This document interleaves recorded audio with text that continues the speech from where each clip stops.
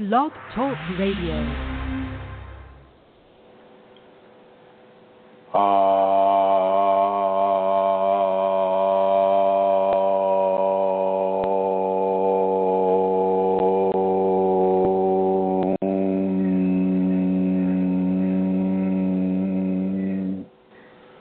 Hello everyone, welcome to this conversation about your Kundalini awakening experience.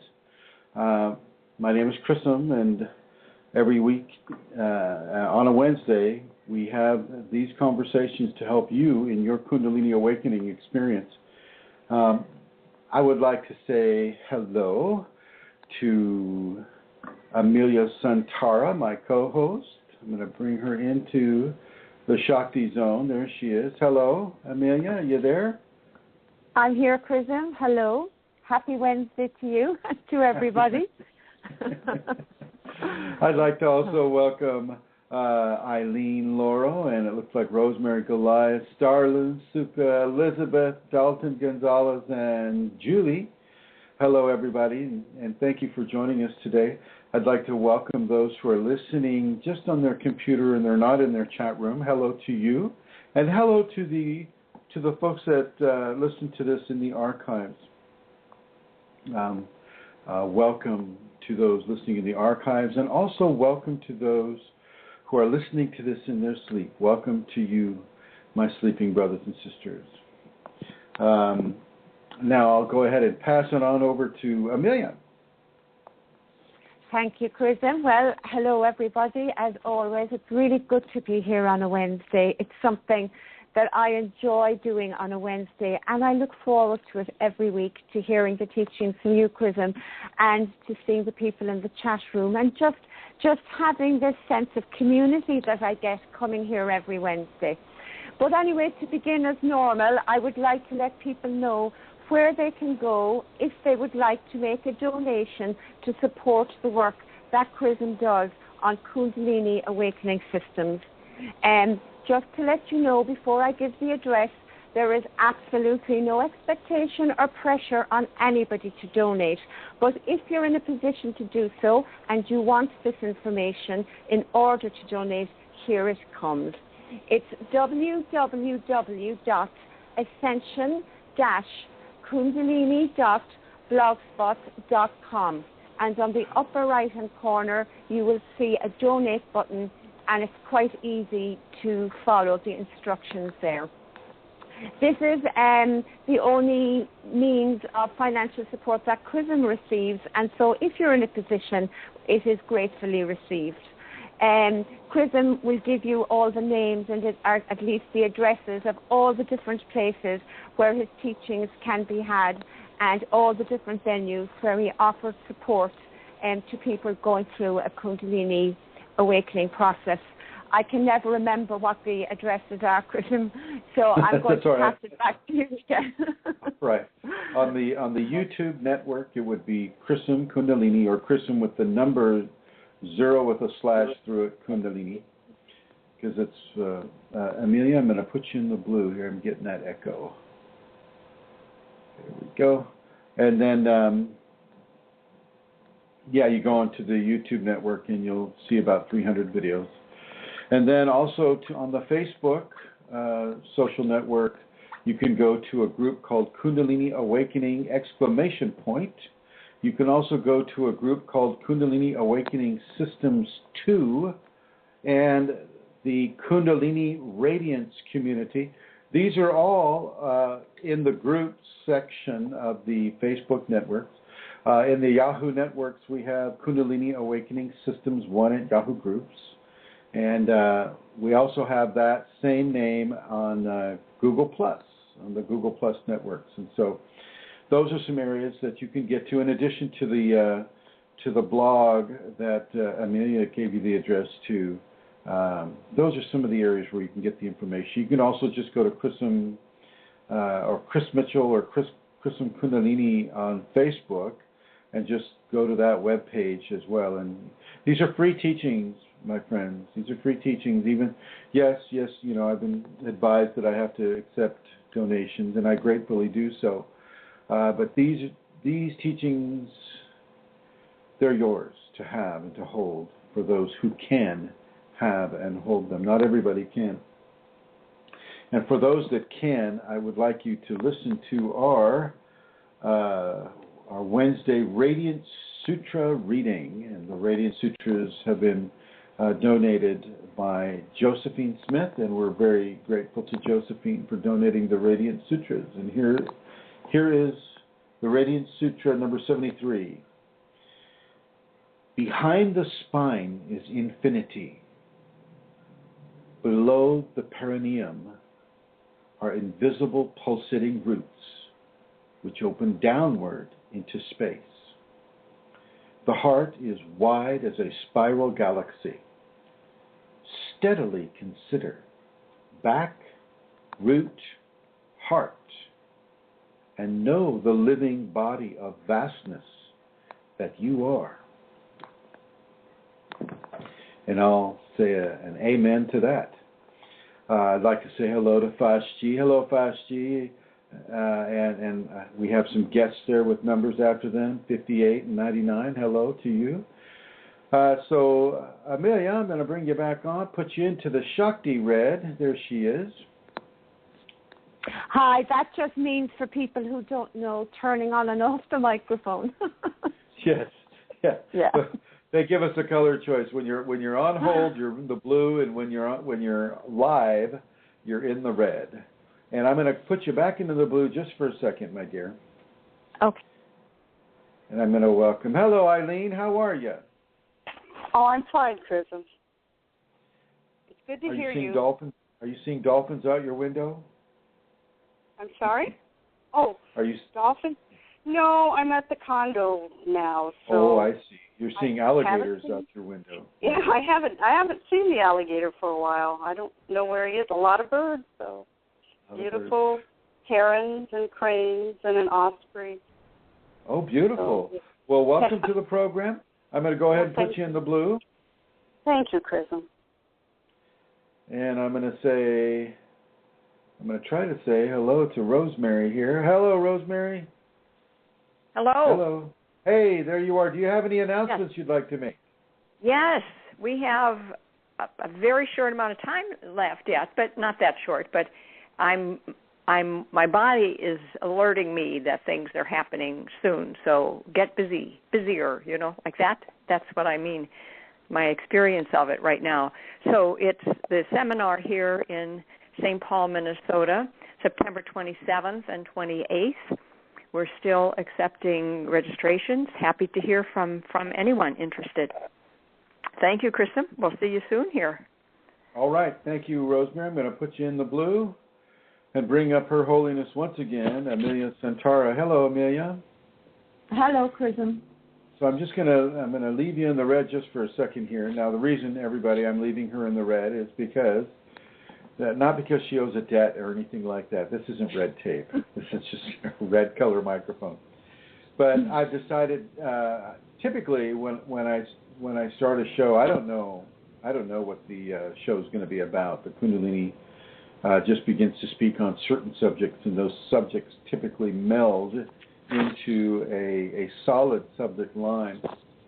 However, today I wanted to do something a little different. I wanted to just give you an idea. I'll just put you in the blue here. She's got a pretty sensitive microphone. So I'm just going to...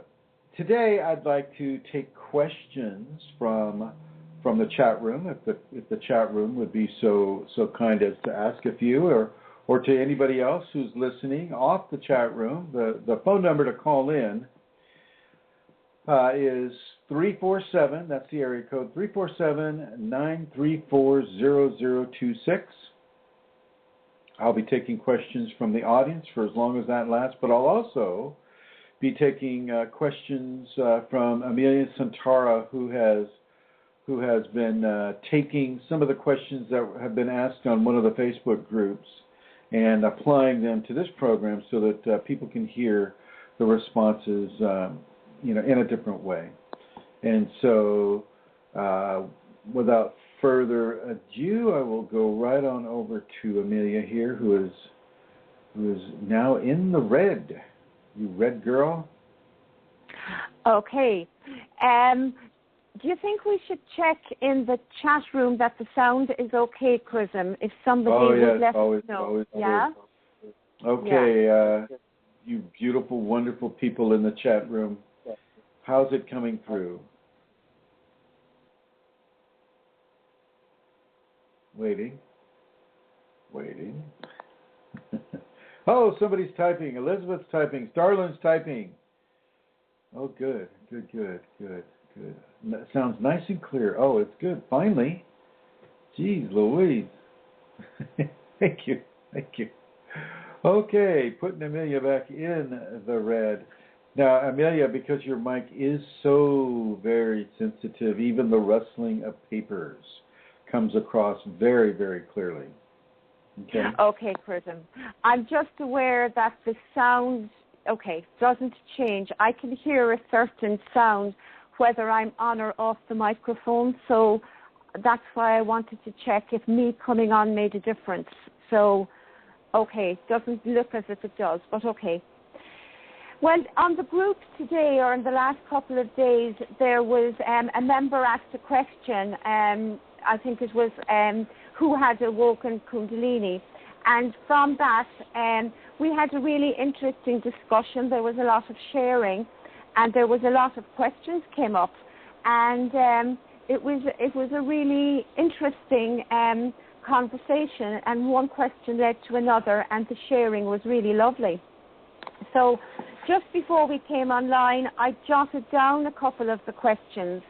So I just jotted the questions down. So how would you like me to do that? I mean, somebody asked, is Kundalini the real thing? Is it our real thing? How is life different? All right.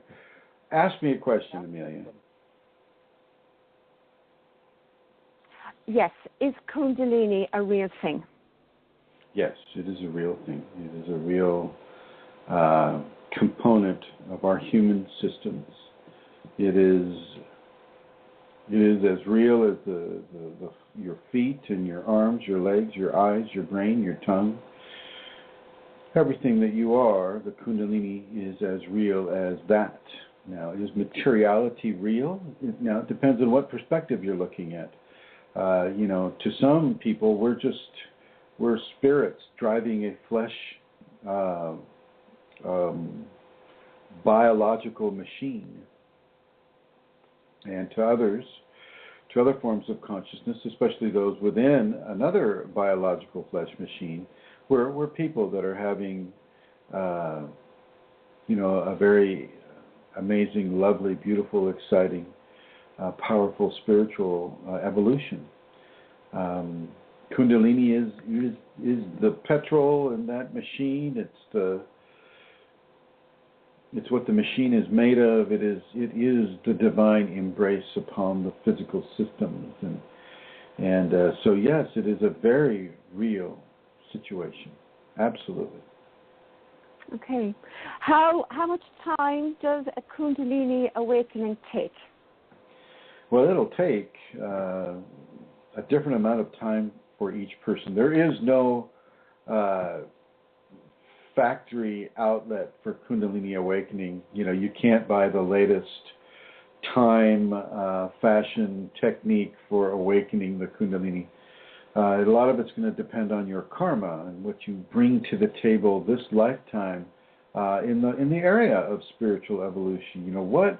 How is it that you're even hearing about the word Kundalini, and where is your interest level with that word, and why is your interest level there? A lot of that has to do with what you have brought to the table with regards to your Kundalini awakening cognition and, the experience that you may be having with it. So it takes a level of time that is perfect for you, not perfect for the next person standing next to you, or the person in 2 or 3 cars over in the freeway, or the person in line ahead of you at the grocery store. It is not the same for anyone. It is unique and different for everyone. And yet, it is present in very similar situations within a person, the base of the spine, the last three vertebrae of the spine. So there are similarities. It's just that the timing of the awakening is going to be different and unique for each person, as well as how that awakening expresses itself in the person. Some people have the freight train immediately up the spine. Some people have a lot of kriyas first, or entities first, or visions first, or, vibrations, heavy vibrations first. Then they get the freight train. Some people get a soft train. Some people get more than one freight train. And so there's a lot of different variables that a person can experience with regards to the awakening event. But the timing of the event is unique to the individual. And that's just for the first aspect of it, the first introduction of it into the cognitive awareness of the body, or the physical awareness of the physical body. With regards to how long an activation takes, well, an activation can be very, very fast, or, depending on that person's evolution, it can be very, very gradual. Once again, you can't really compare yourself to anybody. You can't compare yourself to me, or to Rosemary, or to Amelia, or Gopi Krishna, or anybody that's actually had... Okay. Thank you, Starlin. I see that. Anybody that's actually had the Kundalini can't really say, oh, yeah, mine's exactly like Celestial Ruby's, mine's exactly like her, and mine did the exact same thing that hers did at the exact same time that it happened. You're not going to get that with anybody. And you will hear this from people. Oh, yeah, mine took 3 months. Yeah, I'm done with it now. I'm looking for the next thing. And if you hear that, it's not the Kundalini that they've had. They're calling it the Kundalini. They may even think that it's the Kundalini, but it is not the Kundalini. As Kundalini goes on and on and on and on and on into your death, you take Kundalini with you into your death. It follows you. And it is also present in your next incarnation, which may be, part of the whole agenda. So many people are coming on now with some fairly strong Kundalini experiences now. I don't know if it's just because of the internet or what, but people seem to be really coming into it, and it's a good thing. And a lot of it, I think, could be a next life population of having some of these extra gifts like teleportation or telepathy, or any of the ascended skills, maybe as a society base, like the rishis. Like the rishis in ancient Sanskrit, in the ancient Sanskrit civilization. They lived a life that had many of the psychic attributes, what we would call gifts of the Kundalini. And so maybe this is a population in development. So as far as timing goes, that's always going to be unique with a person. They may have the same phenomena, but even if they have the same type of phenomena, that which comprises the phenomena will always be different. Thank you, Amelia, for your patience. Please, let me actually go with Starlin's question here. Okay, Amelia? Yeah, I was going to ask that next too anyway. Great question. Starlin writes, Chrism, somewhere today I saw you make a differentiation between activated and awakened. Can you say more about that? Yeah. The activated state is typically the invitation into the Kundalini. All of a sudden, somehow, somewhere, some way, a person starts to think about deep spiritual matters. A person begins to quest in their inner self about matters that pertain to spiritual evolution, matters that pertain to practicing the noble qualities of forgiveness and service and giving and help and strength and honesty, truth, clarity, tolerance, diligence. These types of inner disciplines become a very important part of the person's conscious makeup, and This came out of the blue. All of a sudden, they just start to have this. Now, some of them can be practicing yoga. Some of them can be practicing Tai Chi or Qigong or some sort of a spiritual belief system. Others can be sitting on a bus, and here it comes. The activation stage is typically that which works itself into the awakening stage, and really the dividing line between the activated state and the awakened state would be, one of them would be a spinal sweep. Okay, a spinal sweep is because it's such a magnificent experience that really defies proper description through through words or the written word or the spoken word. It doesn't even come close. But for our purposes here, using the spoken word, the spinal sweep can be seen as a dividing line between an awakening event and a continuing activation event. And the way you can really see that is you can look at some of the phenomena that occurs in the activated state. All of a sudden, your fingers want to go into the Gyan Mudra, thumb tip and forefinger tip together. You may begin to pray more, or you may feel the need to meditate. You may feel the need to take a Vipassana retreat type of experience. You may feel the need to find a book. You'll feel this urge to look up certain books, and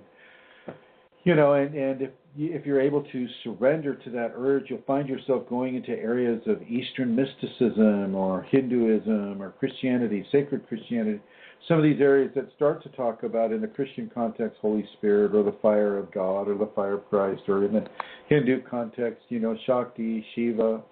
In the Buddhist context, you'd see that as various different charismas that a person is having, and in the Qigong is typically more of a chi-centered energetic exercise. They don't really get into the Kundalini, although, with a lot of chi, you can jumpstart the Kundalini. A lot of people will come into Kundalini through the astral projection experiences, and they'll receive a guidance in the astral projection department that says, hey, you need to start looking into Kundalini, and boom, an activation a sequence has begun in them, because astral projection, when you receive information in the astral projection environment, it becomes very important to you. It becomes quite the priority. And so all of this begins to build and build and build and build, and boom, all of a sudden, one day or evening, night or early morning, you have the spinal sweep come up to you. And after you have blending with divine consciousness, which is really what the spinal sweep is all about, after you have that divine signature on your soul that, yes, this person has merged with God, God has merged with this person has merged with God, that is the beginning of the awakening. And this will begin to have many, many different consequences and many different spiritual phenomena that occur, in the awakening part of the journey as opposed to the activation part of the journey. And a lot of people have a hard time making the changes, all the readings and the meditations and the yogas and the different energetic ideologies that they've adopted up to the point, and to the activation, and then through the activation into the spinal sweep. But it doesn't necessarily apply to the awakening events afterwards. You have to be willing to change. You have to be willing to let the thumbprint of the divine that is now upon your soul begin to dictate what it is you do and how it is you do and why it is that you do what you're doing. And so this is a very strong delineation between the activated state and the awakened state. Some activation states are very, very short for people. Some people have an activated state that is just a few minutes long. Some people, they pop, and when they pop right into a spinal sweep. And so immediately they're engulfed in the divine union, immediately. And so, their activated state could have lasted just a few seconds. So this is something that people need to also consider. The awakened state lasts, as I mentioned before, lasts for the rest of your life and into the next incarnation. This is what has happened with me. All the skills that I had as an awakened child came to me from the previous life where I had awakened the Kundalini. Mine was a shamanic awakening. So as you have the Kundalini in this life, so may it come with you into the next. If your karmic arrangement is that which supports that type of an effusion. I don't want to say, with absolute authority, when it wakes up in you, then you'll have it in your next life, because there are other mitigating circumstances that come into play. So after you have the awakening, though, it will typically last for the rest of the corporeal life that a person is living in this streaming moment right now. So, and let's see. Starlin asks again. She says, Starlin, I forget if it's a man or a woman, but they say, is it possible to have the spinal sweep and not recognize it, especially if it happens when very young? Well, I'm not gonna put parameters on what is possible within the Kundalini and what isn't. Typically, though, it's an unmistakable experience when you merge with God. It's such a huge experience that it's exceptionally recognizable. Now, if you're, if you have no reference for the divine within this society or this understanding that your current society represents God to be, then a child would have a spinal sweep and not recognize it. But you have to remember that these are not accidents.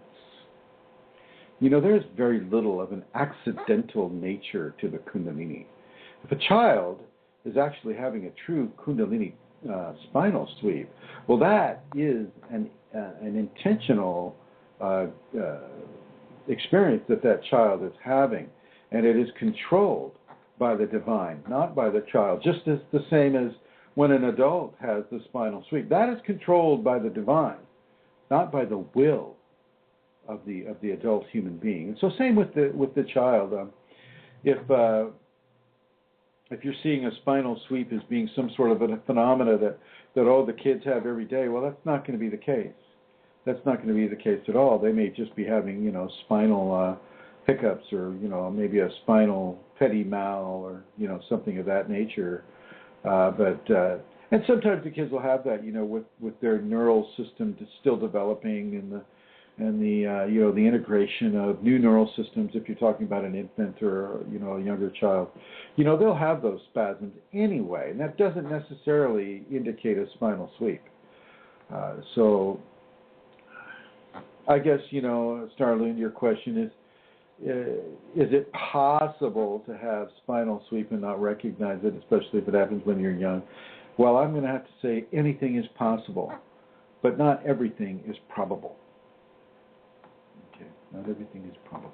But thank you for asking such excellent questions. And Starlin is typing again, and while they're typing, you're very welcome. You're very welcome. Amelia, do you have another question? Yes, indeed. There was some discussion as well about spontaneous awakenings, unprepared for awakenings that came out of the blue. As a person asked a question as to why some of us have Kundalini awaken while others don't. Okay, well, while you were reading that, actually right before you started to read that, my Kundalini came in and wanted me to bring up something. So I'm going to bring that in first. Hold that thought, though, okay? Sure. The Kundalini wanted me to bring up spontaneous human combustion. spontaneous human combustion does not necessarily happen with a Kundalini awakening. And there's a lot of disinformation on the internet right now that equates spontaneous human combustion, which means, the person just catches on fire and burns to a cinder right there, at the restaurant or on the dance floor, sitting on the easy chair, whatever they're doing, and they burn. And they burn so hot that they burn at temperatures that approach what the surface of the sun is. And so it burns so hot and so fast that the person's shoes and maybe even their feet will still be in their shoes and they won't be singed. It basically seems to be more of a thoracic type of phenomena, but it is not. It is not associated with Kundalini. It is a short-circuiting of the body, no doubt about that. And there are divine energies that are utilized during those types of an experience or exit. But they are, spontaneous human combustion is not in any way, shape, or form a Kundalini phenomena. And forget and really take yourself out of the purview of people that would present such a fearful-based scenario into a Kundalini equation, especially these folks who have never even experienced the Kundalini, but just decide to drive the nails of fear into people who are approaching it. Spontaneous human combustion is not part of the equation. Now, as I said before with Starlin's question about the possible, anything is possible, but there's a very low pattern of probability associated with spontaneous human combustion and the Kundalini. Thank you. Please, could you ask your question again, Amelia? I will, of course. Actually, Chrism, about that, that's good to hear because I can remember at one stage hearing, a good bit ago, hearing information or misinformation like that, and at the time I was experiencing intense burning heat in my body. And doesn't it? and hearing that information slightly freaked me out. Oh yeah. So and at that's the time, the whole purpose. That's the whole purpose of why those people put that out there in the first place, is to scare people away from their own enlightenment. And in a way, I can see how the Kundalini would say, okay, yeah, let that be there for the moment, just because if people allow themselves to be frightened by incorrect information to that degree, then maybe they shouldn't be having the Kundalini in the first place. But I was just told to correct that myth. So, spontaneous human combustion and Kundalini are not in any way typically associated with each other. Good. It's more associated with alcoholism. It is. If you look at some of the histories of the people that have had it, they've been drinking. They've been drinking brandy. So there's certain levels of exits that I think a soul is developing, and one of those exits would be spontaneous human combustion. Go ahead.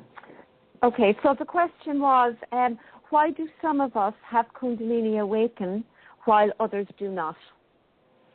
Well, that's a fairly simple question. Why do...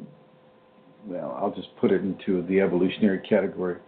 Some people reach a level of evolution, spiritual evolution, through the many lifetimes that they have lived, and through those accrued lifetimes, they have been able to reach a current lifetime which allows them to take the next step into becoming human divine at the same time. Okay. Not everybody has lived those levels of lifetimes. Not everybody needs to live the same amount of lifetimes. So the next obvious question would be, well, okay, how many lifetimes equals a Kundalini awakening event? And it's an unlimited number. A lot of it depends on a person and how quickly they're willing to learn their lessons, and how slowly they need to learn their lessons. So why a person would have Kundalini in this life and the next person wouldn't. There are so many different reasons. Let's just take a spouse. Let's take you and John, shall we? So Amelia and John live together, and they've been married for thousands of years now, and they have many, many children, and they have all kinds of properties, and they're very well ensconced into the Irish society. They know who they are, how they are, and they have a good degree of communication about what each other expects from the other and what they can receive. However, Amelia, in this context, has really been allowed to open up her Kundalini really, really well. She's been able to really take instructions. She's been able to find sources of information. She's been able to incorporate the many different very, very strong changes and very, very strong experiences associated with awakened Kundalini, including spinal sweeps and including spiritual awareness and spiritual communications and entities and Chrism and all the majorly strange and bizarre tests that I put her through. So she's been able to do that, but she hasn't worked alone with this. She has had to have the support of her husband, John. And even though John will get some of the Kundalini, which he would get that activated just by being within an awakened person's radiance anyway. But the Kundalini has seen has seen fit to control the awakening to such a degree that he can be a support structure for Amelia's Kundalini. And, as she goes through all of these reality-bending experiences, well, he can be that rock. He can be that mountain. He can be that anchor into the earth, the physical earth. And this allows her a measure of safety where she knows that she'll be well taken care of. Should anything weird happen, he's not going to jump the gun and throw her into a psych ward. I'm looking for wood here. Hang on. There we go. Hopefully not going to do that. I say this because I know he's listening right now. And so this gives Amelia, great levels of freedom to just surrender into the teachings, just surrender into the experience. Like right now, Amelia is having a very, very strong experience, and I'm going to let her describe that for you. Go ahead, Amelia. I'll put myself in the blue. Oh my goodness. Okay. I'm not too sure. There's a lot of things going on at the moment. Perhaps Chrism is speaking about... Chrism, come back. Are you speaking about my tooth?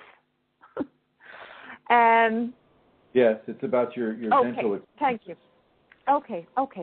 Well, for many a time, for quite a long time, I have had issues with my teeth. I had an ongoing issue with the deep pocket and infection in a particular tooth, and it has been, held and healed on a continuous basis with the Kundalini. But the time has come that something really needs to be done, and I have been in a lot of pain, and I spoke with Chrism, and Chrism placed it's a form of scatter field upon and within the area of my tooth. I mean, he can speak himself about what he saw because I don't know, but what I can feel that what actually began to happen was the intense pain which was running from that tooth in the front right up through my nose, into my eye and into my head. I mean, it was quite intense. It was it was really, really difficult to live with. Well, after Chrism placed the scatter field within and upon that area, there was a change. I could feel it. First of all, I had some visuals happen, and I began to see some things. But leaving that aside, I am now very, very aware of that within my, I can feel it, and while I'm still aware of the infection that's there and a certain sensation within, we'll say, that line of infection that is running right up into my palate and beyond, all of the pain is being held and balanced by the Kundalini, and this has been happening. I think this is the second or third day, and I am having the work done next Monday, and it is an incredible thing to feel this. It's a gift of grace from the Kundalini within Chrism to me, and it's amazing. It is just amazing. Yeah. Well, let's take the whole idea of Chrism out of this. It's just a gift of grace. It's a gift of the Kunalini, straight up Kundalini, and just so people know how this was applied. It is a form of a scatter field, the same way I give the Shakti Pod. But in this case, the field was inserted in the entire upper mandible area, a very, very bright, I can see it right now, very, very strong field of density, of light, density, how do I say that? It's a form of dense light, I guess. It's a heavy light. See, once you begin to talk about it, it's quite difficult. yeah. So anyway, it works. That's all. Yes. That's what matters. It does work. While Amelia was telling her story about this, Kundalini was coming to me and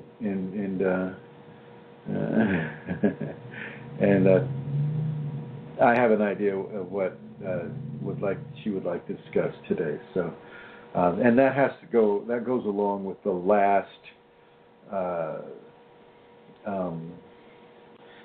thing that it wanted to talk about: spontaneous human combustion. Kundalini is not of Satan. Kundalini is not of the devil.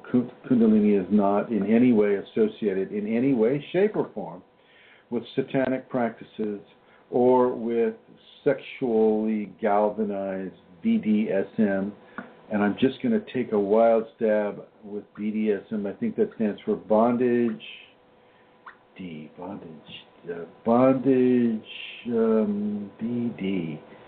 bondage, domination, sadomasochism. There we go.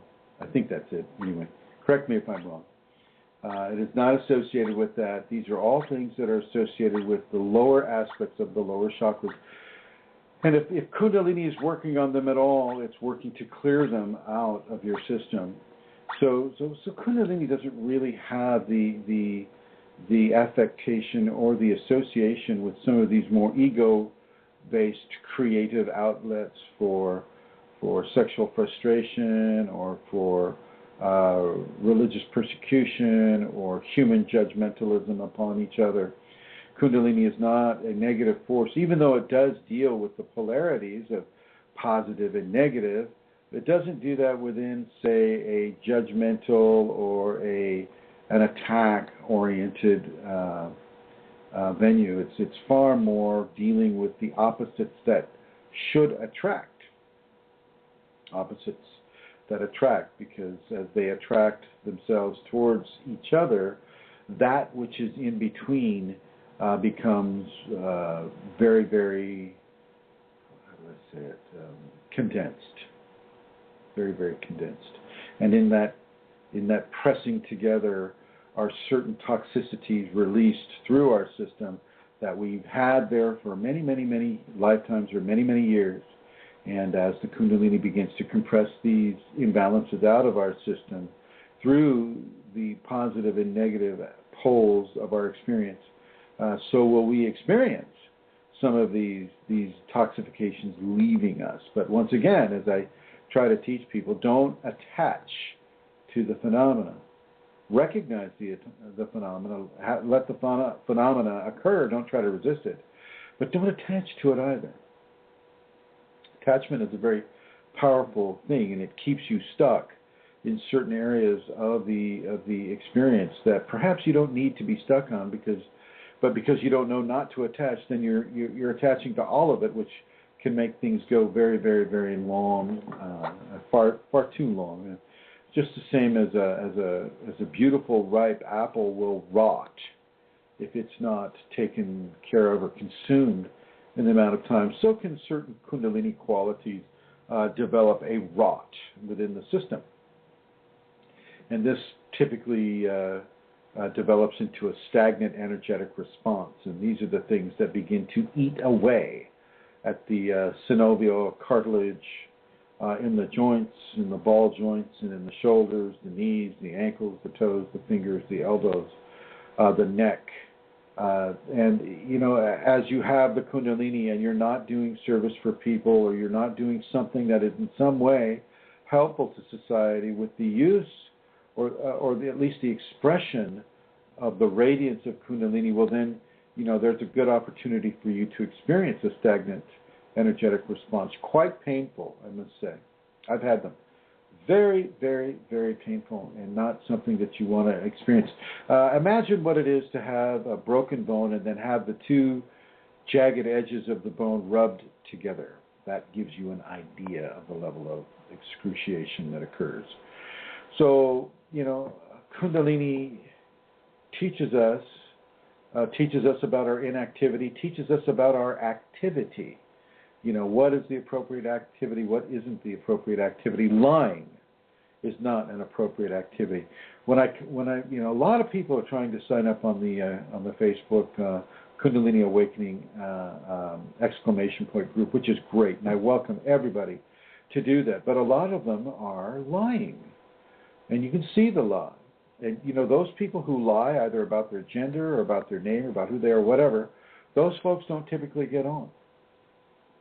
Not to say that all of them, are filtered out, because that's not true.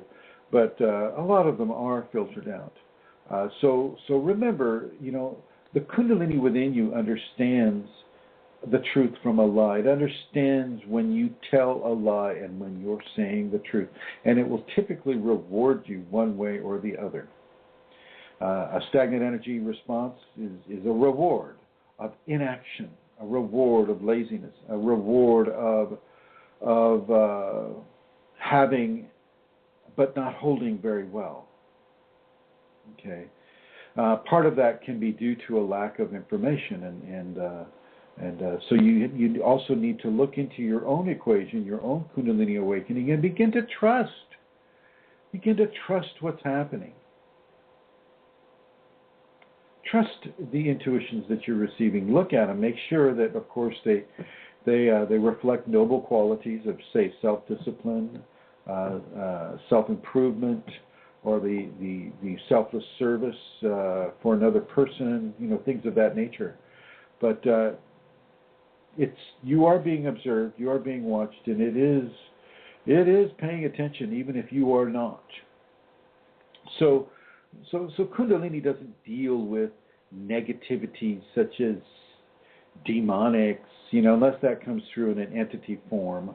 Then it will, it'll see if there's a teaching opening for you to experience, say, a demon in your lifetime or in your Kundalini awakening. It'll look at the pros and cons, and it will decide if you get to experience that demonic force.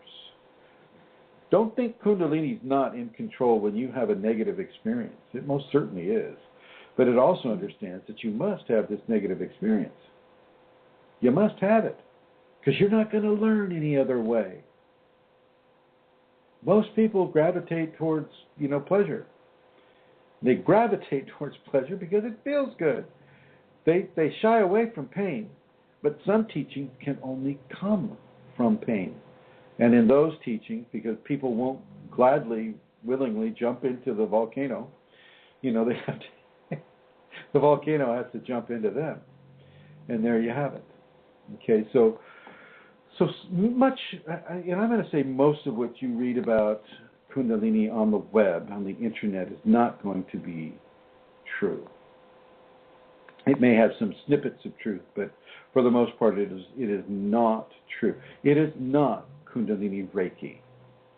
The Reiki system started, honestly enough, but they became corrupted when greed and money and mixing and matching of techniques. I mean, they lost the purity, not long after Dr. Usui passed. Okay, and they started getting in big arguments about, who's the true lineage holder? Oh, it's this, or oh, it's that, or these folks, or those folks. The ego really inserted. And Dr. Usui didn't leave any real good instructions with regards to behavioral modifications of the other four bodies of expression. And so the teachings weren't given to the Reiki people that would allow the Reiki people to evolve, in say a more precious, honest space. But so for the most part, you need to really make a separation between Reiki and Kundalini, especially as Reiki is practiced in the Western civilizations. I'm sure there's still some levels of pure Reiki that's occurring somewhere, but they're not that popular, and they're probably not selling it or selling a mastership for $30. If you just go to this website and like it, and then pay them $30, and now you're a master. The cheapening of what a commercialism does to an experience is significant. So Reiki is not the answer to Kundalini in this scenario. Another scenario is this is not in any way a. I'll stand by a moment. This is not in any way a condition of a satanic religious force. This has nothing to do with Satan, except as the individual ego brings Satan into the equation. And this also goes for Lucifer. And this also goes for angelics.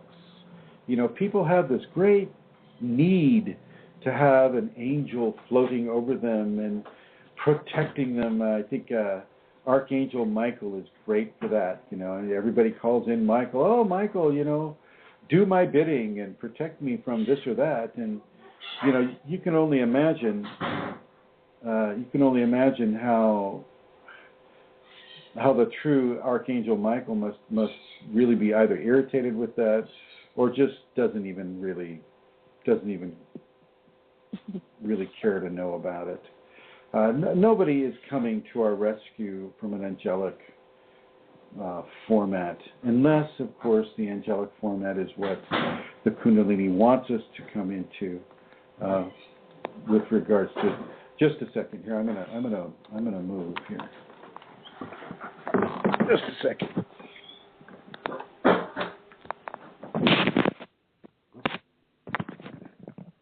Okay. Let's see how that works.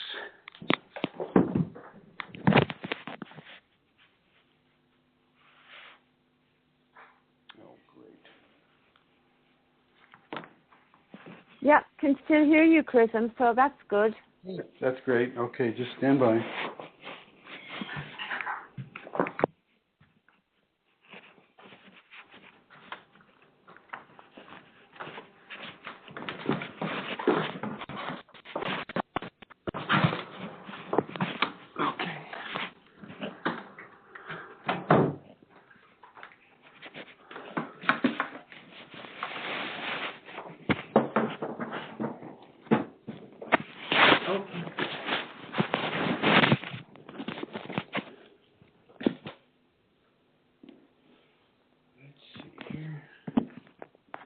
Thank you for your patience, everyone.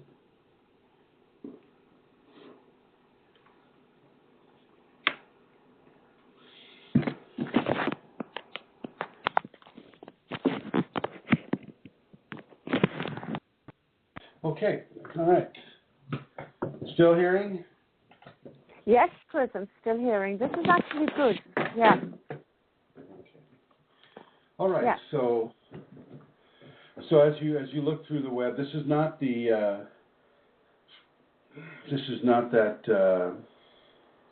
It's named after some Canadian city, some sort of a syndrome where people start laughing and rolling all over the floor. Yeah. Yeah, this is not that. Kundalini is not that.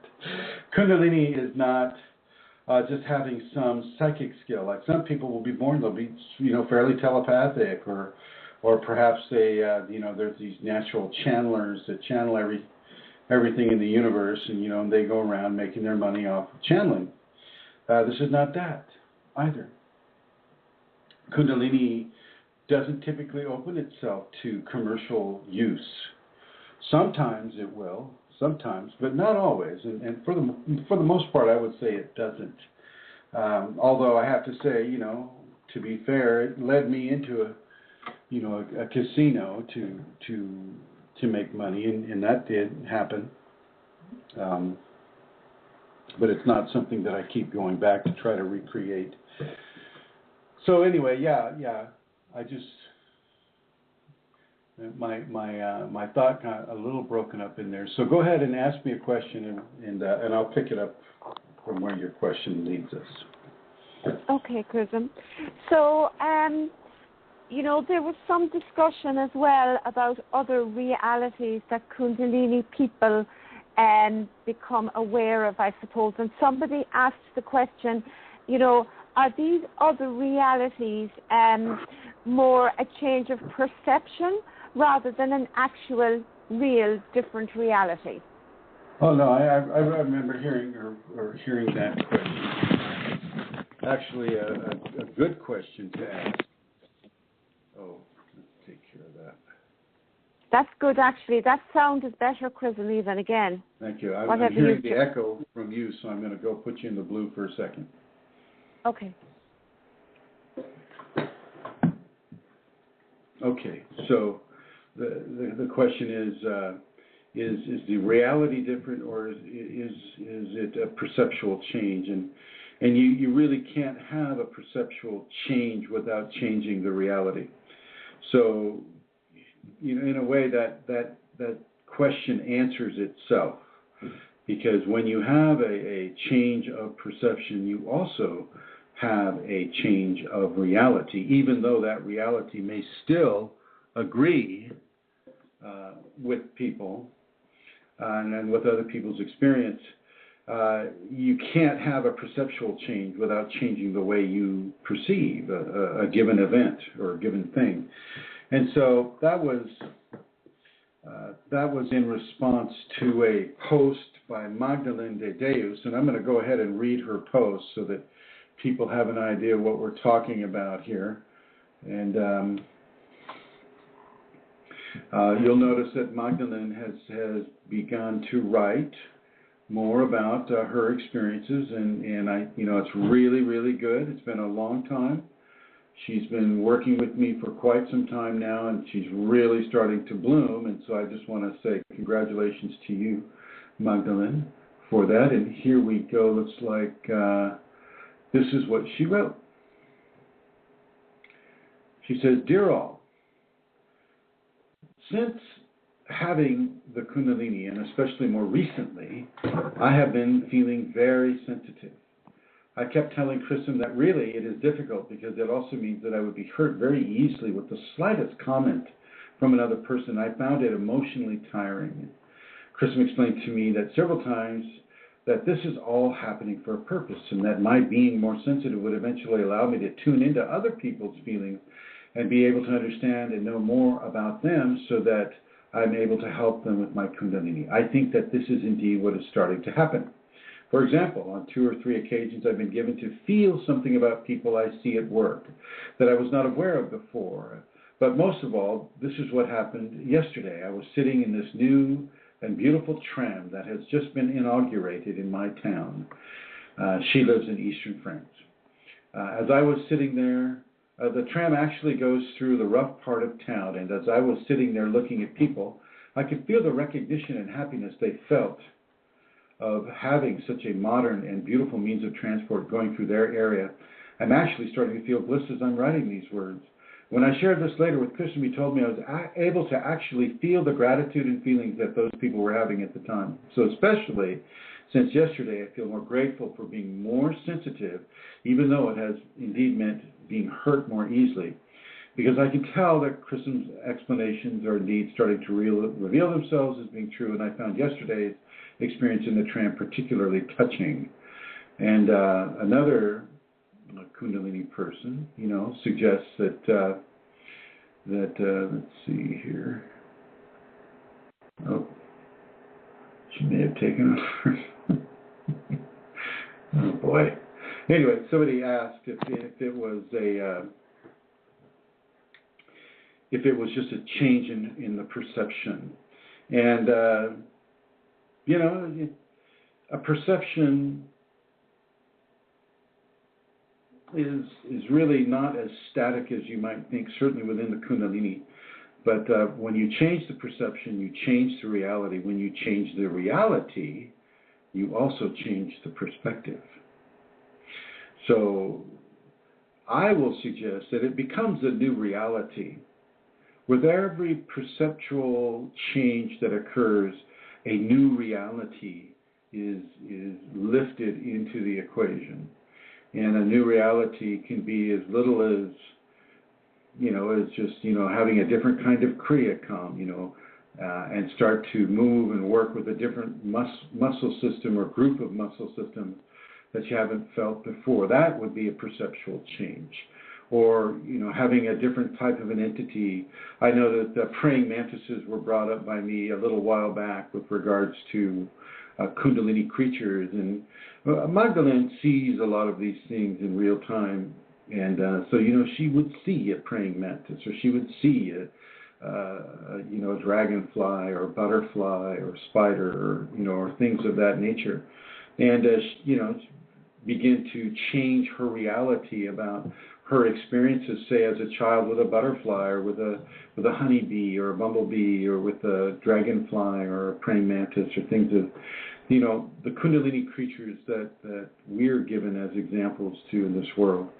So it's a new reality that has really changed it. But you could also say it's a sharpened reality. It's a reality that the more truth that is worked into that reality, the sharper the reality becomes, which, then the sharper the reality becomes, the greater levels of change in the perceptions occur. So that's what I'm going to give you for that one, Amelia.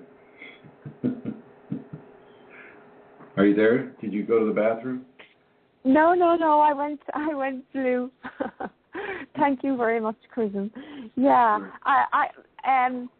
Could I say, for me, that, and I don't know, it's when this other reality is not rooted in a preconceived thing. It's like the reality happens, and that heralds change.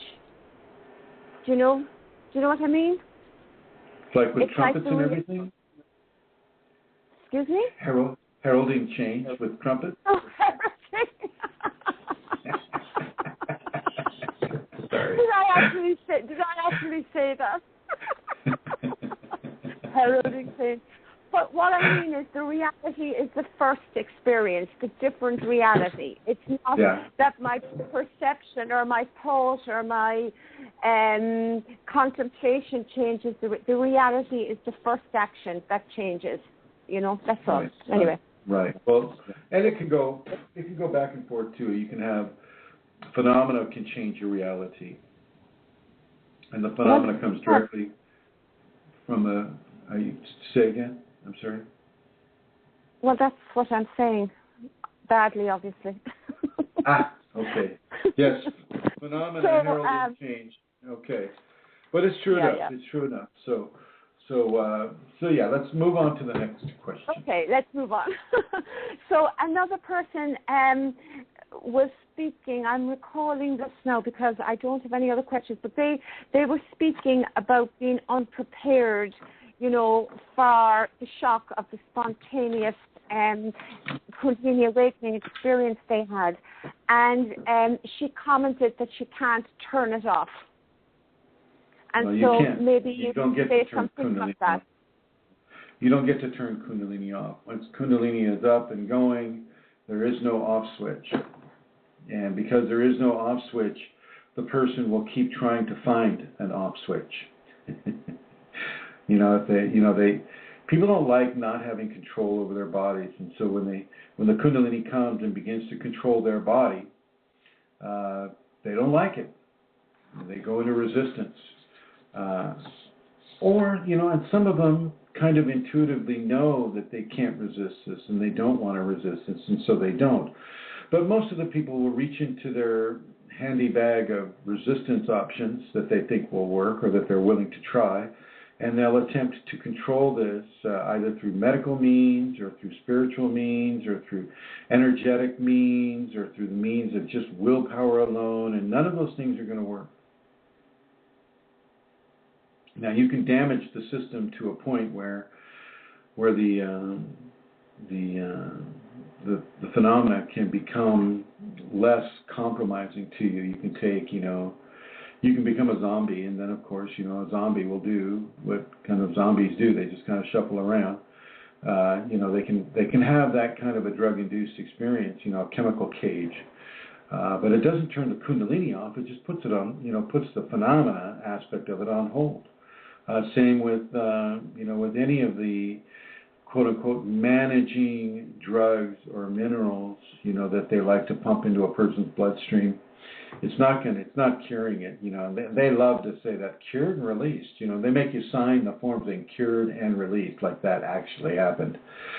But it doesn't happen. Okay, nobody gets cured from Kundalini. Nobody gets released from it either. Okay, and so it's I see Elizabeth's going back and forth here on the chat room there.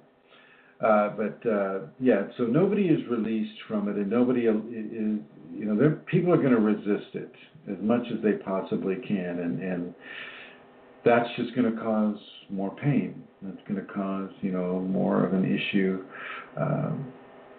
with it. So, that is something that you would like to you would like to look into. And Kundalini Awakening Systems 1338 asks, Amy, so A-M-Y, Amy questions from the chat room. So I guess Amy is writing a question from the chat room here. So that's good. Well, we'll see what Amy wants to ask. Does Amy want to ask something, Amelia? No, Chrism, that was me with a misprint. Any questions from the chat room, I just asked the guys. But it came out as Amy, so pardon me.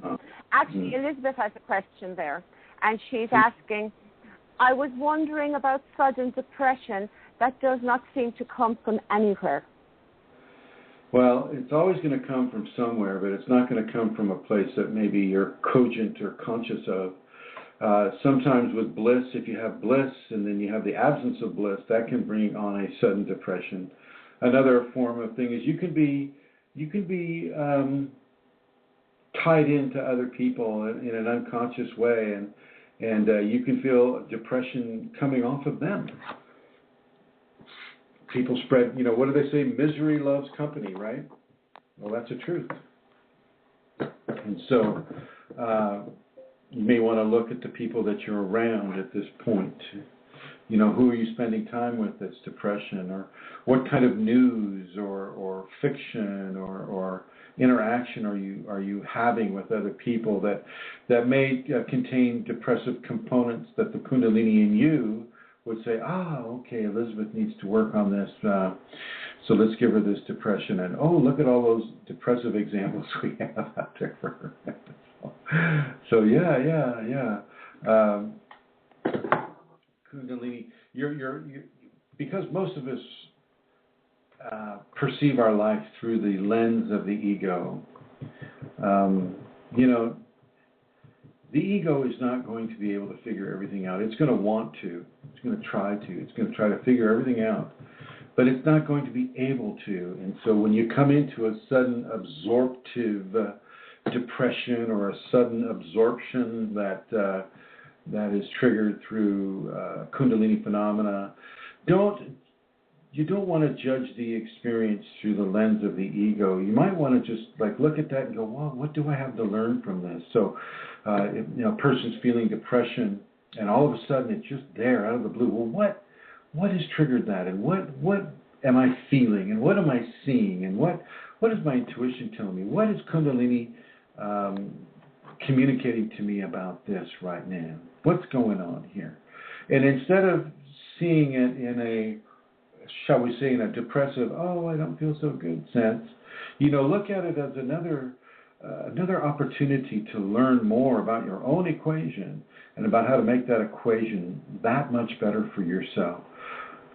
Look into what's going on with you, what's going on around you, what has happened to you already, or what is about to happen if you have things planned in the future. So take a look at that and don't see sudden depression as something that is negative, even though I understand for the most part we'll label it that way. But look at the hidden gems, the hidden jewels of information that are hidden within a sudden depressive experience. Next question there, Amelia Santara. Well, I don't have another question, Chrism. I saw Vashti typing. Yes, Vashti, good timing there. Can you read that, or shall I read it, Chrism? I can read it for you. Does there ever come a time in one's process where Shaktipat is no longer needed? Or is it a good idea to pursue because it might develop an unnecessary reliance on the Shaktipat? Well, I don't give myself Shaktipat anymore. Never did, actually. So there's a time, there's a time when you don't need to be Shaktipat. And that, as far as being addicted to Shaktipat, sometimes people form those addictions, but the Kundalini won't let it go too long. You have to remember that my Shaktipat is really based on how a person practices the safeties. If the person practices the safeties well, then you're not going to need my Shaktipat at all. Like I said before, the Kundalini Awakening safeties are a standalone activation sequence. I mean, you'll activate with that. And hopefully through that activation, it will be nurtured into an awakening scenario. So, people sometimes become bliss bunnies, and they think that every time they receive a Shaktipat, well, they're going to go right into bliss with it. And I really would prefer that people not even experience bliss then if it's going to form an addiction within them. I would prefer that people just, do the safeties. Do the safeties and let the safeties, let the noble qualities of the safeties speak for themselves. If you're practicing the safeties, do you need to do a Shaktipat? Do you feel the need to do a Shaktipat? You might answer this question for yourself, Ashti. Do you want a Shaktipat? What is the genesis of your question? What is happening in you, perhaps, that says, maybe I don't need to take another Shaktipat. Maybe I'll just sit with what I got for a while. Maybe you can, another way of looking at it is, well, maybe I'll just sit with what I've got for a while, or maybe the Shaktipat is something that will take me into the next level. There are very, very many ways that the Shaktipat will affect a person, but it really comes down to the individual. I don't receive Shaktipat from anybody. I never have. So is Shaktipat absolutely necessary for everyone? No. No, it isn't. No, it isn't. Is it helpful? Yes. Yes, it is. If you're in the proximity of a person that can give, this kind of the quality of Shaktipat, then yeah, I would say take it. If you're not in that proximity, well, the Kundalini will take care of you. If you're happy with where you are and you don't feel like you need to move any more, then, a person doesn't need to take the Shaktipat. But you have to remember, who is making this decision? Is it your ego? Or is it another part of you? Who is making that decision? Who is making that question? What part of the individual says, well, do I need this anymore? I don't know. what part of that question, what part of the bodies of expression does that question activate? And so, a person, I think, would do best to look at that. And if you're developing an unnecessary reliance on the Shaktipat, then stop it. I don't think there's any arm twisting on taking the Shaktipat with anyone. You either want to do the Shaktipat or you don't. And there is no judgment one way or the other. Now, let's say for Fashji, for a person in say, Fashji's level of Kundalini, he's getting a lot of experiences lately. He's getting a lot of phenomena lately. And so, it might be, part of his equation to ask that question and then maybe make another decision about it or talk to me more about it, however you wish. But the other way to look at it is if it isn't broke, don't fix it. Okay? If it's self-sustaining, if you feel that you have a self-sustaining Kundalini equation, then, adding more gas isn't going to hurt it. It's self-sustaining. So look at it, feel it, and the person will need to make their own determination. Not every person can give Shaktipat in these ways, and so, there's that to consider as well. So, does there ever come a time when one's process where Shaktipat is no longer needed? Yes, there comes that time.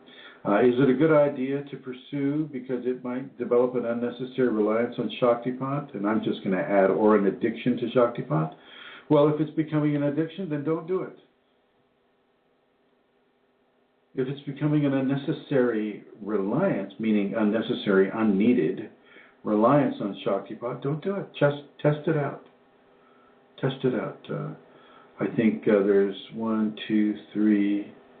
at least three people here that are in the Shaktipat for this autumnal equinox.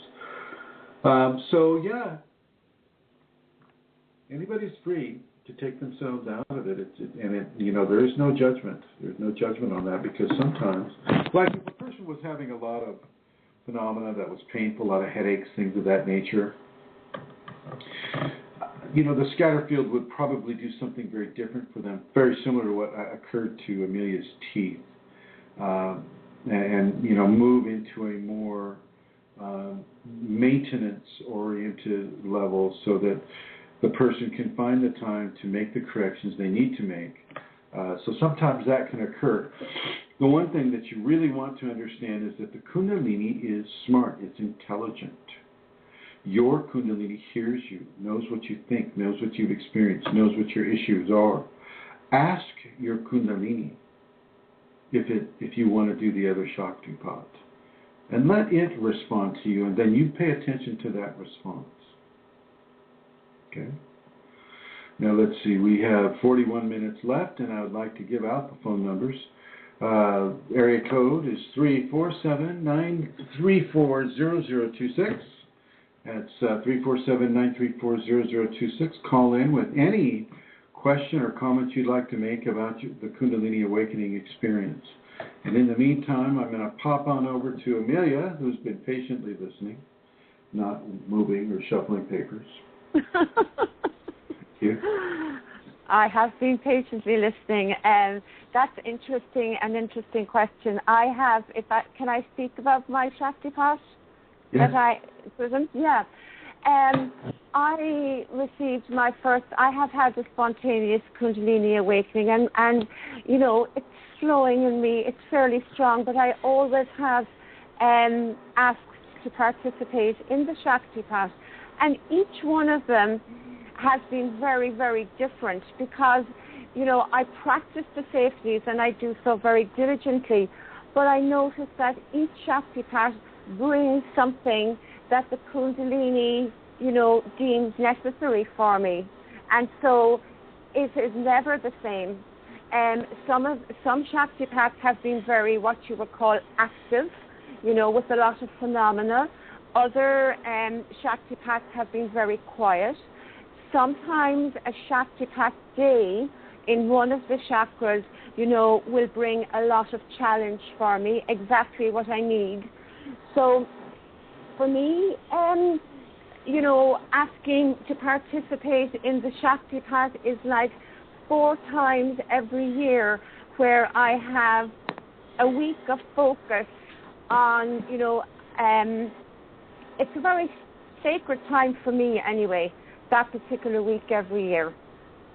And that's how I approach the Shaktipat, and it's a wonderful gift of grace to be in it and to receive, Anyway. Well, thank you. And if I had been able to find someone who gave the Shaktipat based upon a practice that supported noble behaviors, I would have done it over and over and over and over and over. So I am not outside of certainly in my early experiences, I am not afraid of receiving help. Matter of fact, I went to my first Kundalini awakening seminar, just to meet other people, just to, geez Louise, you feel so alone. At least back then, when the internet was new, and scenarios such as that would come up. So, yeah, I would have taken the Shaktipat, especially with the tremendous level of cost that's associated with it. The financial cost of participating in these Shaktipats, could be quite inviting for somebody that didn't have any finances.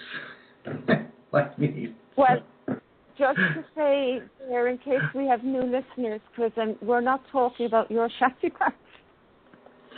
Well, yes, we are, actually. No. We are talking. Huge levels of cost. Oh, yeah, that's called sarcasm, my dear. Sarcasm, yes. Sarcasm. Okay. Well, I heard you saying that I know what you heard. He costs a huge amount. People do charge a huge amount of money for them. I know. Yeah. But I already said at the beginning that it's free. So yeah. Okay. All right. Is there another question? No. Not I'm no. No. Well, let's just go ahead and continue then. Go ahead. What I would really, if it would be, I would love to hear the Radiant Sutra again, if that would be okay. It was it's actually in the other room. Okay. I had to move to the weight room here. So what I am going to do right now, though, is I'm going to have my little conversation that I like to have with my sleeping brothers and sisters, and so I'm going to begin that right now.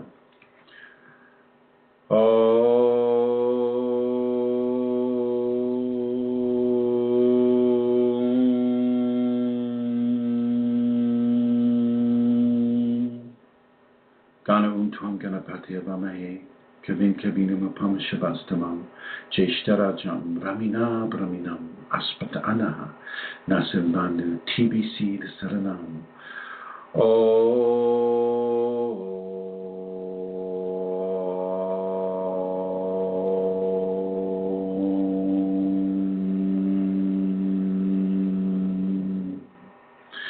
To you, my friends who are sleeping and who are listening to this conversation in your sleep, let any blockages that you're not, that are waiting for you and getting in your way, you're not able to clear, let the Kundalini help you clear. Let the Kundalini in this voice begin to help you clear the blockages to your own radiance. Take the lessons in the dreams. Take the lessons that this conversation brings into your dreams. Look at the symbols. Write down your dreams in the morning. And have a blessed, beautiful sleep.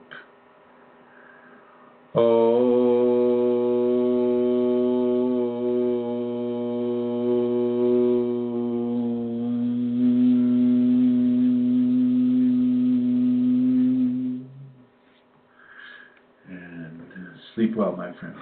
And coming back into the conversation here with regards to what's being shown on the internet. So once again, I think I've tried to clear up, this is not about the devil, this is not about Satan, this is not about being saved by Archangel Michael. This is not about being a starseed. People, I think, some people will be having Kundalini awakening phenomena, and some of the starseed and these people that are out promoting a system of enlightenment or ascension. The word ascension is being used quite a bit these days with regards to symptoms that are more accurately about Kundalini, but it seems like they're borrowing terms from the Kundalini in order to justify a new and improved level of spiritual evolution towards ascension. And these people just need to really just forget about their ego, because almost all of them you'll see very, very little in the way of ego modulation or behavioral moderation. And so with the ego going full tilt, bring me money, bring me power, bring me all of these qualities that the ego wants, well, let's just make up a new enlightenment system or a new ascension system, and we'll go ahead and take, the phenomena that comes from Kundalini, we'll just apply it to our ascension system. Yeah, baby. There we go. And so a lot of people kind of get sucked into that because it's a short path and it's not something that they really have to practice at too hard. And, they get a lot of people that are just like searching and yearning, and, the ascension sounds so cool to people, and they don't have any clue about what that means. But these types of scenarios are not indicative of the Kundalini. They're indicative of a person that's using Kundalini phenomena to support a program that typically has their commercial interests at heart, their book or their seminar or their whatever it is. So I would also be wary of those types of scenarios. Let's also look at the fallen angels. All these things exist, but they're just not taking that much of an interest. They've got their own scenario to work through. And humans, except for some of the ones that are being propelled to do negative things to this world, such as, those in Denmark right now who are doing the grind. Oh, Denmark, how could you be so amazingly savage? Amazing, Denmark. You need to stop that grind, and you need to stop it now, period. And that's all I'm going to say to the Danes that may be listening to this. You need to stop that grind. That's hideous.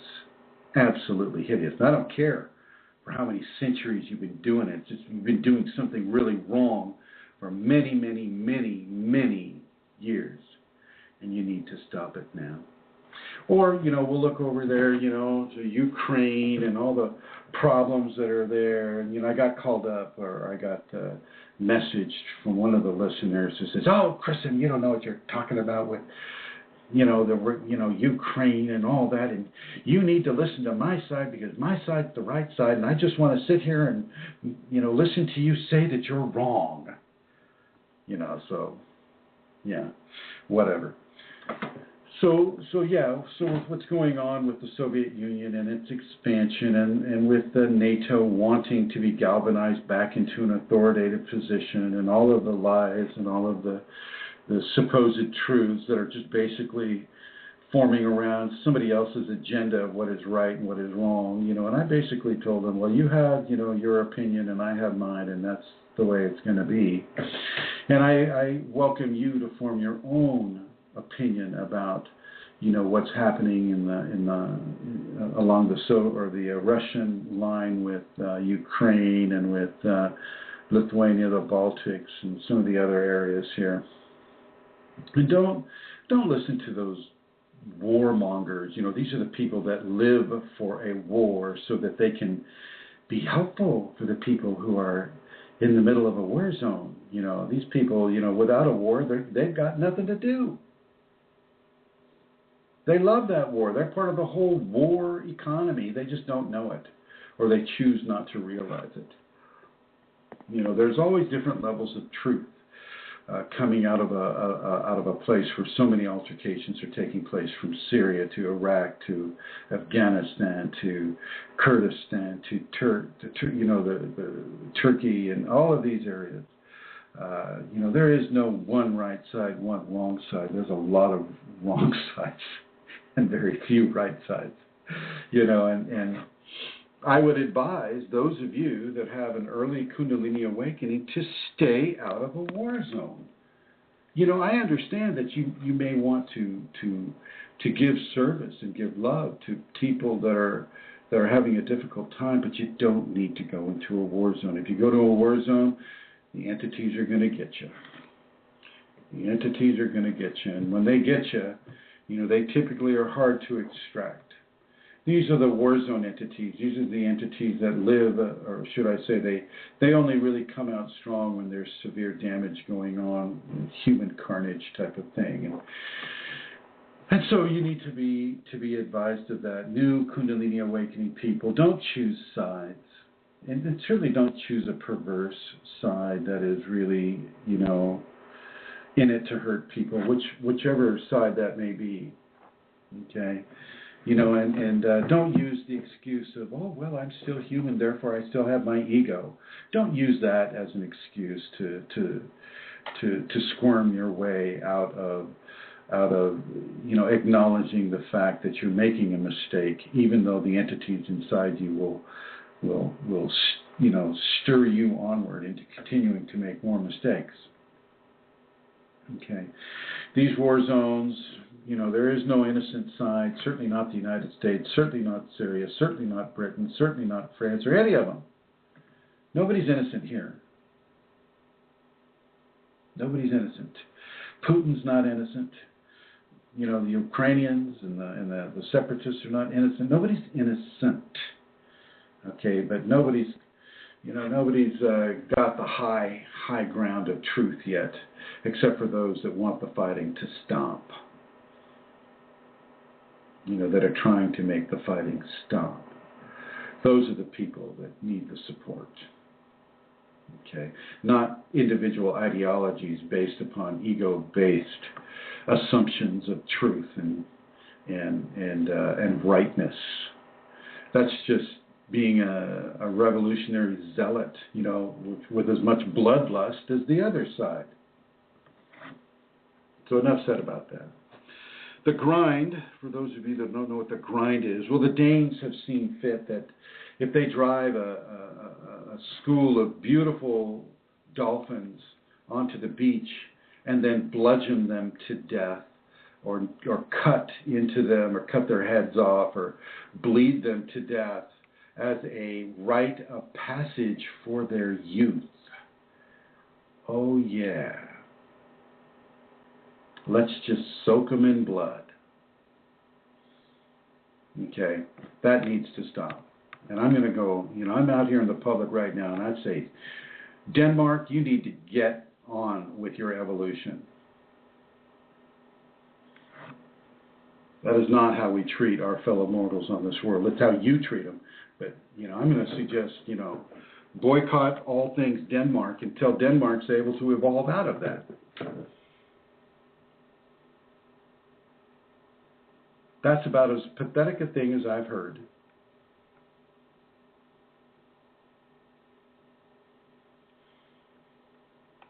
All right.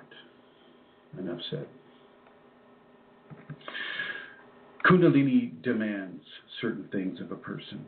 It demands noble qualities to be expressed, not just to people, but to our fellow mortals on this world. It doesn't mean that you can't walk barefoot on the grass because you might crush a bug. That is always a possibility. And one or two of us or three of us might just get a virus. Because, that stuff can happen, and the Kundalini controls it. It controls it for those who are awakened or in the activated stages.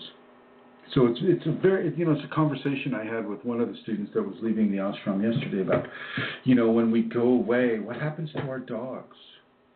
What happens to our friends that are left at home while we're out on vacation? What kind of a vacation are they having? Okay. Do they have this day after day after day of total loneliness? So, how do we treat our fellow mortals in this life? Where do we make room in our garden for the bugs to have the whole plant with all the fruit? Where do we make room for them? Do we just go out and spray Raid on the ants because they're cleaning up our mess? How do we treat the environment? How do you treat the environment, having awakened Kundalini? Think about that. And I know, we get a lot of groups coming on the many different communities. They're down on they're down on carnivores and they're up with vegetarianism. They just don't take the leap that plants also have feelings and plants also have consciousness and plants also faint before you harvest them. This has been proven. As well as science can prove any of these things, it has been proven. It's Christopher Bird in his book, The Secret Life of Plants. Check it out. It's an old book. It's written in the 70s. Check it out. Plants have feelings too. They did all kinds of tests. A plant within a positive vibration is going to grow really, really well. A plant within negative vibes will grow really, really poorly. A plant grown with rock music will be very, for some reason that produces a bad vibe for the plant. And classical music produces a good vibe for the plant. If you say I love you to the plant, it'll grow greatly. If you say I hate you to the plant, well, it won't grow so well. These are easy things to, the arithmetic's not difficult here. So I'm going to ask people to pay attention to their Kundalini. If it needs to have meat in your system, then have the meat. Be grateful for the meat. Have gratefulness towards the animal that gave the ultimate gift of itself, so that your Kundalini can give the ultimate gift of itself into you. And if the same thing, if the Kundalini is compelling you to be a vegetarian, then be that vegetarian.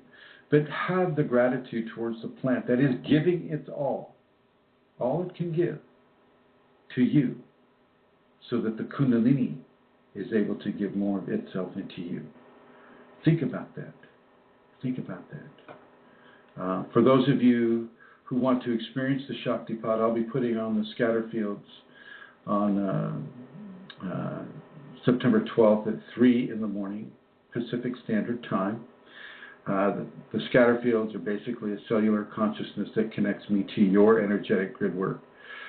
And from there, the Shaktipat is given through the Kundalini's perception of your practice of the safeties. Or, as Vashti's question may suggest, you don't have to do it every single time. It's not necessary. You can kind of see how it works for you one way or the other. You don't have to do this. There is no, you must take the Shaktipat. There's no rule like that. There's no rule like that. Well, let's see, in the 22 minutes that we have left, if there's anybody that has a question, the call-in number is 347-934-0026. 347-934-0026. And Amelia, do you have any statements that you'd like to make? Oh, did I catch you in the bathroom? No. What is it with that? Could I please make a statement? I do not leave this room ever to go to the bathroom during the show. No, neither do I fall asleep. It's true. I give it my full attention. There is a lag time between here and Ireland. When I put her into the red, there's a lag time, and so I always get to use that as an excuse. This is really just a question that Steve asked there a while ago. It's not so much about the Kundalini, it's about the show. He's just wondering if anybody with an Apple iPad is able to get into the chat room once they're signed in with BlogTalk Radio. And if I could suggest that maybe we could have a little bit of a conversation about that later, because people want to come into the chat room, but they're finding it very difficult. Well, thank you, BlogTalk. Yeah, would that be okay, Chrism? Just well, sure. maybe. Let's talk about it right now. So the scenario is I am broadcasting on a iPad 2. So I have my PC up because I can't get the flash chat without the PC. The iPad won't do it. So I have the PC up for the chat room and for manipulating, the microphone. But I am broadcasting. The sound is coming through the iPad 2 screen. Now it looks like Starloon is writing something here. So I've been able to do this with the iPad completely. And let's see. Starlin says, I use a PC desktop and I've always had trouble with BlogTalk. Yes. Welcome to the group there, Starlin. So the iPad should get you in just fine, but it won't get you into the chat room. So I think that's where the problem is. Steve, you'll have to use a PC to get into the chat room. I can't even make a chat room with the iPad. They have you press a button and thank you. Yeah, it's the same with me. Darlene says, only for you, Chrism, do I do this blog talk. If there was another option, Darlene, I would do that. Yeah. Anyway, so and I want to thank Amelia and John O'Connor. Amelia is the doppelganger for Amelia Santara, and I'd like to thank the two of them for making this show work and supporting this show both figuratively and realistically in every way, shape, or form. This show is because of them. Totally because of them. And I would like us all to express a moment of gratitude for John and Amelia O'Connor for creating this divine space that we've had for well over a year, coming up to a year and a half or more, so that Kundalini information can reach people who may not have $1,000 million that they want to pay for somebody's Shakti pot. So thank you, John. Thank you, Amelia Santara, for this great gift that you're giving to others. Well, you're welcome. And I'm just actually feeling I'm just feeling a lovely flow there of gratitude from people. Wow. That's nice. There you have it. With regards to the technology doesn't always get changed. We don't. If you don't, you can listen with the iPad too. You should be able to listen to the show. You just can't get into the chat room. I don't know if that's the same for all the pads. Maybe the Google Pad or the Microsoft Windows 8 type of electronic. The Android? Or the Android, any of the telephone things. How many of you are on a telephone right now in the chat room? Anybody? Anybody on an Android telephone or an iPhone listening in the chat room?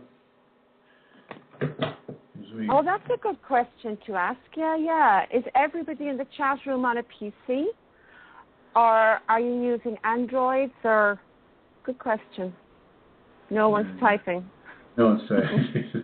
Oh, Elizabeth is typing. Laptop. Yeah. I know that some people have trouble, though, even with a laptop. I know that Eileen has trouble getting into the chat room constantly, and she uses a laptop. So far, it's all laptops. Windows 8 or Windows 7, according to Julie. Wow. The iPhone will only let you listen, not chat. Okay. Well, so once again, it's an Apple problem. They need to get in touch with BlogTalk Radio somehow so that people can participate better. But anyway, actually, that's a good point, because I mean, I've never complained as such, and I have to do what you do. I have a PC working in order to, you know, activate and interact in the chat room, because the iPad doesn't work. So maybe I'll connect with them and find out about that.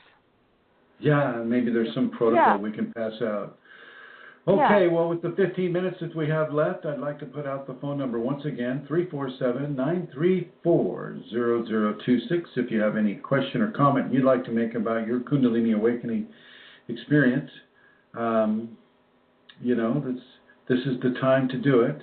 We'll stay on the air, say, for another minute or two, just to give people an opportunity to reach for that telephone or ask a question in the chat room. But if you don't, do you have any other questions coming to you off of the groups? No, Chrism, I don't really, because you've answered some of them. There were. Wait a minute. I'm getting more that wants to. Okay, so Kundalini will not force you to commit suicide. Kundalini will not force you to do anything that causes harm to yourself. Your ego will do that almost every single time.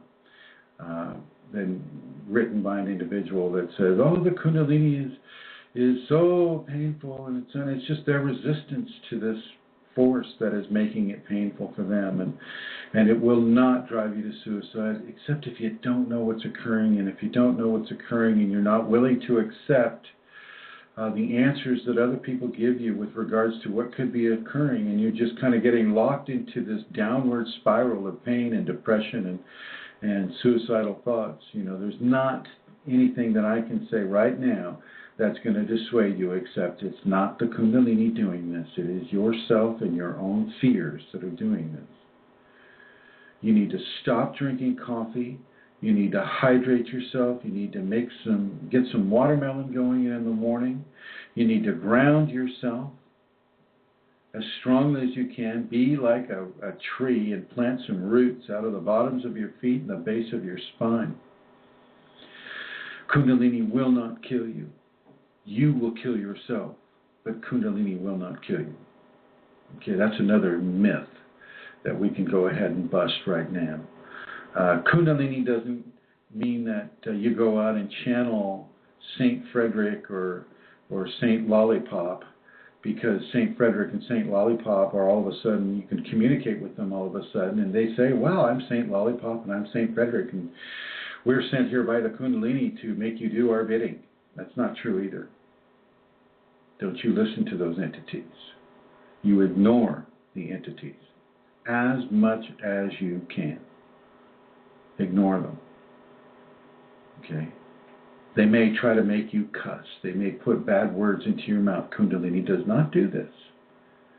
But it will allow the entities to do this so that you can begin to discern what is Kundalini and what isn't.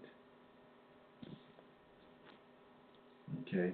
This is more garbage off the internet that we need to help people, make some inner corrections with. Do not listen to advice about Kundalini from people who don't have it. Muji doesn't have it. He can't tell anybody what to do about a Kriya. He'll just castigate them in public, humiliate them, embarrass them, and not answer their question. Okay? Not to say that he doesn't have good things to say, I'm sure he does. But he does not know about the Kundalini. And whatever he does pretend to know doesn't come from personal experience. Okay. Some of these smart guys, that are out there, Eckhart Tolle and all these guys, they write a good book, but they look really, really like they need to get out into the sun more. These are not Kundalini awakened individuals. They cannot advise you on the Kundalini. The power of now is not going to help you in your Kundalini unless the Kundalini, allows you to set a pattern of perspective based upon the positive aspects of that book. Okay?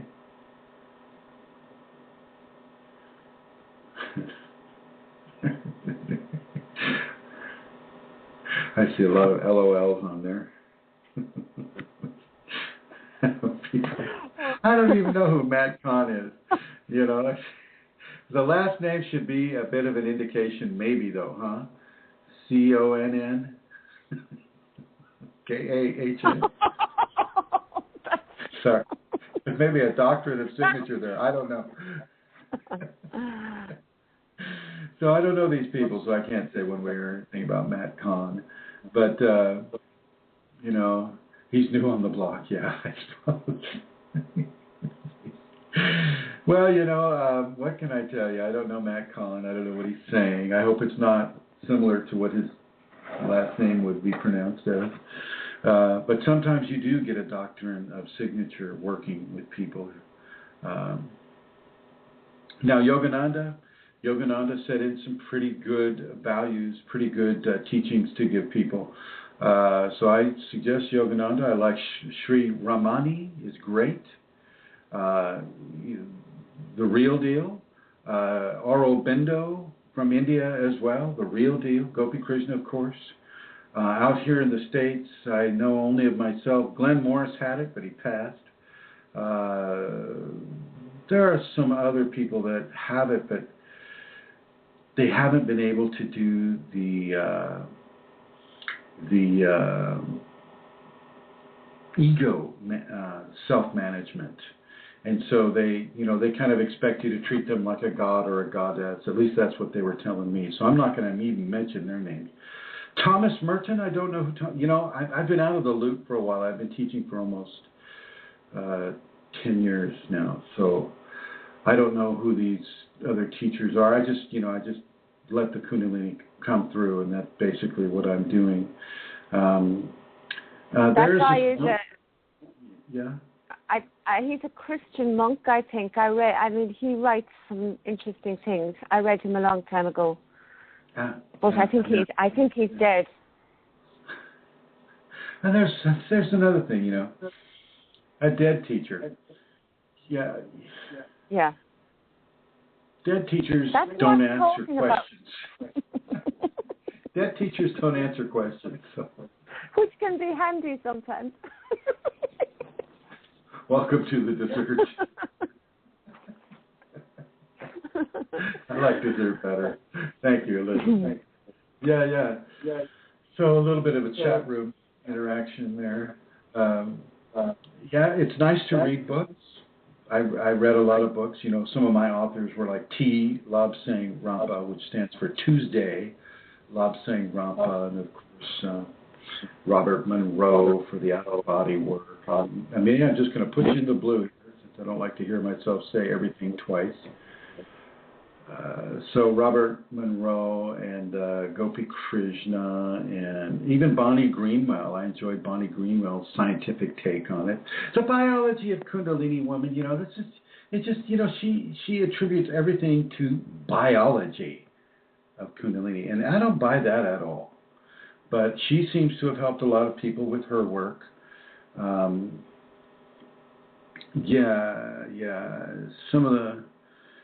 of the far out things, I'm not gonna.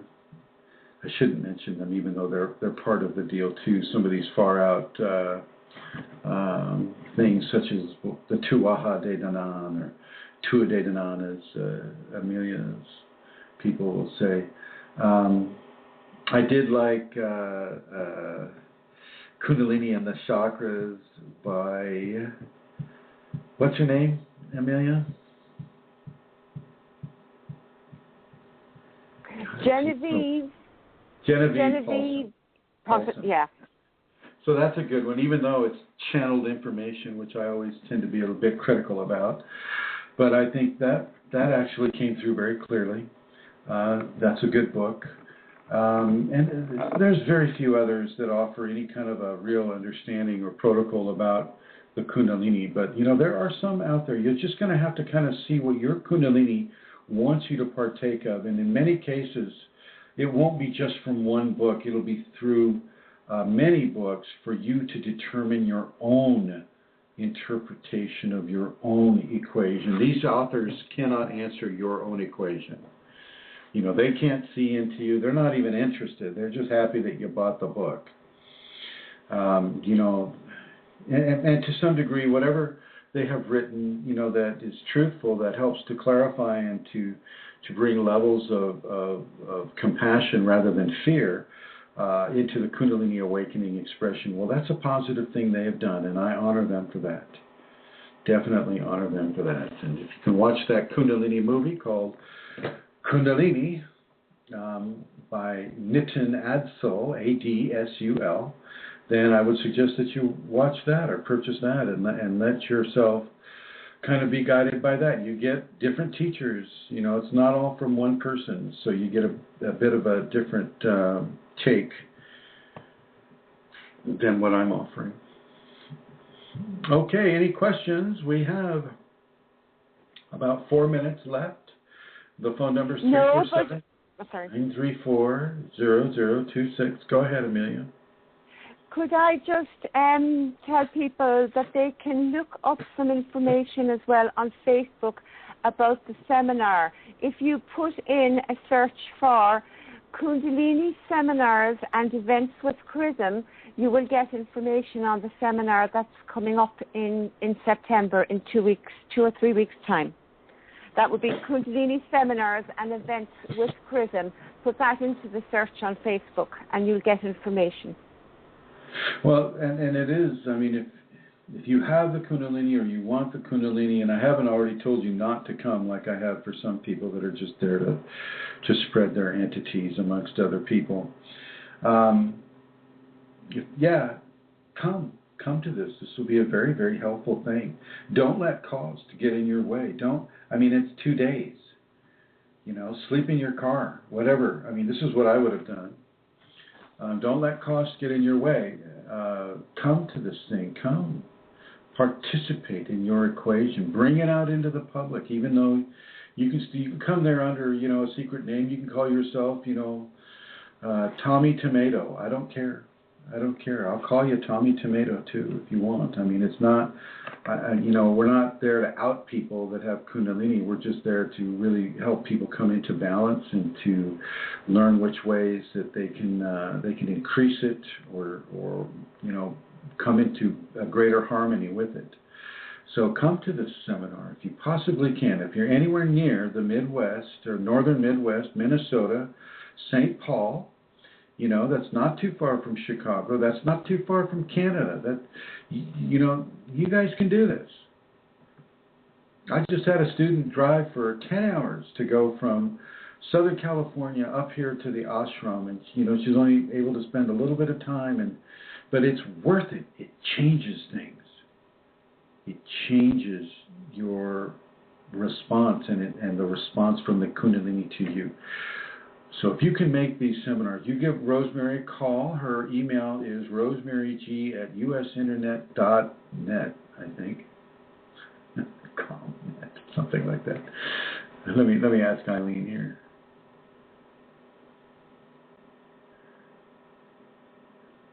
Am I on? Hi, Eileen. Hello? You're on. What's her email address? rosemaryg@usinternet.com.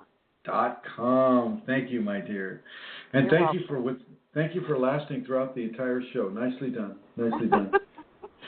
No, thank you. It was interesting. Okay. Thank you, Eileen. Okay, everybody, we're coming down to the crunch time now. I'm going to say thank you for listening to this program.